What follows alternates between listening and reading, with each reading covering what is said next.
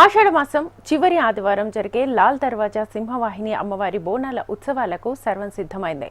117వ సింహవాహిని మహంకాళి బోనాల మహోత్సవాలు వీక్షించడానికి రాష్ట్ర నలుమూలల నుంచి భక్తులు పెద్ద ఎత్తున వస్తారు. ఈ నేపథ్యంలో భక్తులు ఎటువంటి ఇబ్బందులు కలగకుండా అన్ని ఏర్పాట్లు చేసింది ప్రభుత్వం. దీనికి సంబంధించిన మరింత సమాచారాన్ని మా ప్రతినిధి ప్రియాంక అందిస్తారు. ఆషాఢ మాసం అంటేనే బోనాల జాతర. ముఖ్యంగా ఈ ఆషాఢ మాసంలో చివరి ఆదివారం జరిగే లాల్ దర్వాజా సింహవాహిని మహంకాళి అమ్మవారి బోనాల ఉత్సవాలకైతే అన్ని ఏర్పాట్లు అంగరంగ వైభవంగా జరుగుతున్నాయి. ఇప్పటి వరకు చూసుకున్నట్లయితే కూడా బార్ గేట్స్, అలాగే ఇక్కడ రాష్ట్ర నలుమూలల నుంచి ఇతర జిల్లాల నుంచి కూడా పెద్ద ఎత్తున భక్తులు అయితే అమ్మవారి దర్శనం కోసం వస్తారు. అలాగే ఇక్కడ బోనాల ఉత్సవాలు చూడడానికి అయితే వస్తారు కాబట్టి వారికి ఎటువంటి ఇబ్బందులు కలగకుండా అన్ని ఏర్పాట్లు కూడా చేస్తున్నారు. ఇప్పటికీ మన తెలంగాణ రాష్ట్ర పండుగ అయిన బోనాల ఉత్సవాలకు అయితే రాష్ట్ర ప్రభుత్వం కూడా 20 కోట్లు అయితే కేటాయించింది. ఎటువంటి అవాంఛనీయ ఘటనలు జరగకుండా అన్ని శాఖల సమన్వయంతో అయితే అన్ని ఏర్పాట్లు కూడా ఎంతో ఘనంగా నిర్వహిస్తున్నారు. ఇప్పటికి మనం చూడొచ్చు ఆలయాన్ని అంతా కూడా రంగురంగుల విద్యుత్ దీపాలు, అలాగే కూరగాయలు, పూల తోరణాలు, లోపడంతా చూసుకున్నట్లయితే కూడా టెంపుల్ లోపడంతా కూడా పండ్లతో కూడా అమ్మవారికి అయితే డెకరేషన్ చేశారు. ఇక్కడ అంతా చూడొచ్చు. ఇక్కడ ఆలయాన్ని కూడా పచ్చని ఎర్రటాకులు తోరణాలతో అయితే ఎంతో అందంగా ముస్తాబు చేస్తున్నారు. సో రేపు జరగనున్న అమ్మవారి బోనాల ఉత్సవాలకైతే అంగరంగ వైభవంగా అన్ని ఏర్పాట్లు అయితే చేస్తున్నారు. మరోవైపు చూసుకున్నట్లయితే కూడా భక్తులు పెద్ద ఎత్తున వస్తారు కాబట్టి తెలంగాణ సంస్కృతి సాంప్రదాయాలకు అద్దం పట్టే ఈ బోనాల ఉత్సవాలకి పెద్ద ఎత్తున వస్తారు కాబట్టి వారికి ఎటువంటి ఇబ్బంది కలగకుండా ఉండడం కోసం, తోపులాట లాంటివి జరగకుండా ఉండడం కోసం కూడా ఏర్పాట్లు చేస్తున్నారు. మరోవైపు ఇక్కడ స్టేజ్ కూడా వేశారు. 117వ వార్షిక బోనాల బ్రహ్మోత్సవాలకు వచ్చేస్తున్న భక్తులందరికీ కూడా ఎటువంటి ఇబ్బందులు కలగకుండా ఉండడం కోసం, తోపులాట లాంటివి జరగకుండా ఉండడం కోసం వారి కోసం అయితే బార్ గేట్స్ని ఏర్పాటు చేస్తున్నారు. అందరూ ఒకే క్యూ లైన్లో వెళ్లే విధంగా, అలాగే బోనాలు తెచ్చే మహిళలకు సపరేట్ లైన్ కూడా ఏర్పాటు చేస్తున్నారు. మరోవైపు మహిళలంతా కూడా బోనాలు ఎత్తుకొని అమ్మవారి దర్శనం కోసం వస్తారు కాబట్టి వారి కోసం ఎటువంటి ఇబ్బంది కలగకుండా ఉండడం కోసం వారి కోసం అయితే ఇక్కడ షీ టీమ్స్ కూడా స్పెషల్గా ఏర్పాటు చేశారు. మొత్తానికి పోలీస్ భారీ బందోబస్తును కూడా ఏర్పాటు చేసింది. మరోవైపు చూసుకున్నట్లయితే కూడా వారి కోసం వాటర్ ప్యాకెట్స్, అలాగే అంటే మెడికల్ పరంగా ఏమన్నా ఎమర్జెన్సీ అయినట్లయితే కూడా వారికి వెంటనే వైద్య సదుపాయం అందే విధంగా మెడికల్ క్యాంప్స్ను కూడా ఏర్పాటు చేస్తున్నారు. ఇక్కడ నుంచి ఒక 2 కిలోమీటర్స్ వరకు కూడా అంతా కూడా డెకరేషన్ చేశారు విద్యుత్ దీపాలతోని.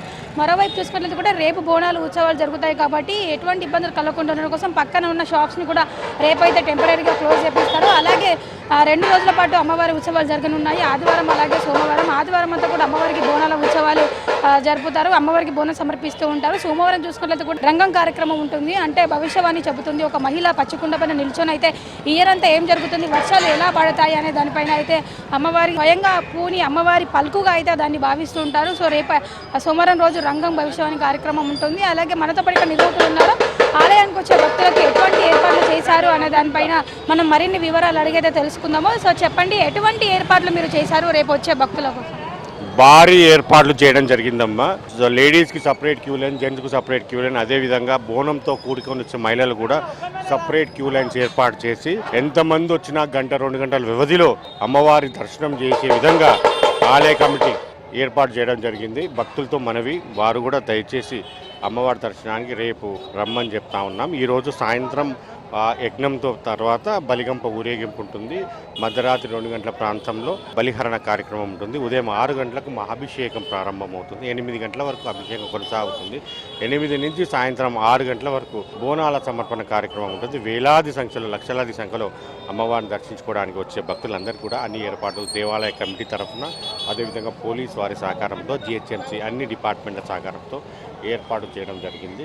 రాత్రి శాంతి కళ్యాణం ఉంటుంది రేపు. అదేవిధంగా సోమవారం రోజు ఉదయం పోతరాజు స్వాగతం, అదేవిధంగా రంగ కార్యక్రమం, అదేవిధంగా బ్రహ్మాండమైన ఊరేగింపు లాల్ దర్వాజా నుంచి మొదలుకొని చార్మినార్, మదీనా మీదుగా మూసినతో నిమజ్జన కార్యక్రమంతో ఈ 2025 బోనాల ఉత్సవాలు, లాల్ దర్వాజా బోనాల ఉత్సవాలు పరిసమాప్తమవుతాయి. మీరు చెప్పండి, రేపు ఎలా ఉండబోతుంది? అంటే శివసత్తులు, అలాగే పోతరాజులు, జోగినీలు వీళ్ళంతా వస్తారు కాబట్టి వారి కోసం ఎటువంటి ఏర్పాటు చేశారు? సాధారణ భక్తుల కోసం కూడా మీరు ఎటువంటి ఏర్పాటు?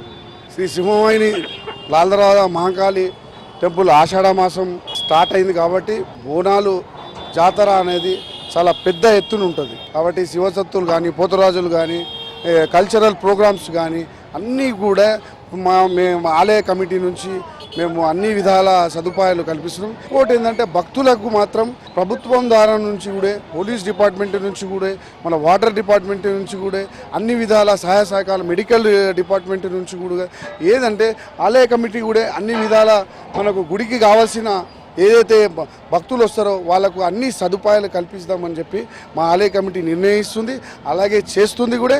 ఎందుకంటే మా మాజీ చైర్మన్లు కానీ వాళ్ళ సలహాల ప్రకారం మేము పోతున్నాం.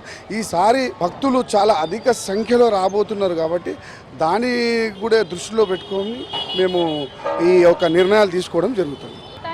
ఎన్నో ఏళ్ల చరిత్ర కలిగిన లాల్ దర్వాజా బోనాల ఉత్సవాలకైతే అన్ని ఏర్పాట్లు చేశారు. అలాగే వీఐపీ తాకిడి కూడా ఎక్కువగా ఉంటుంది.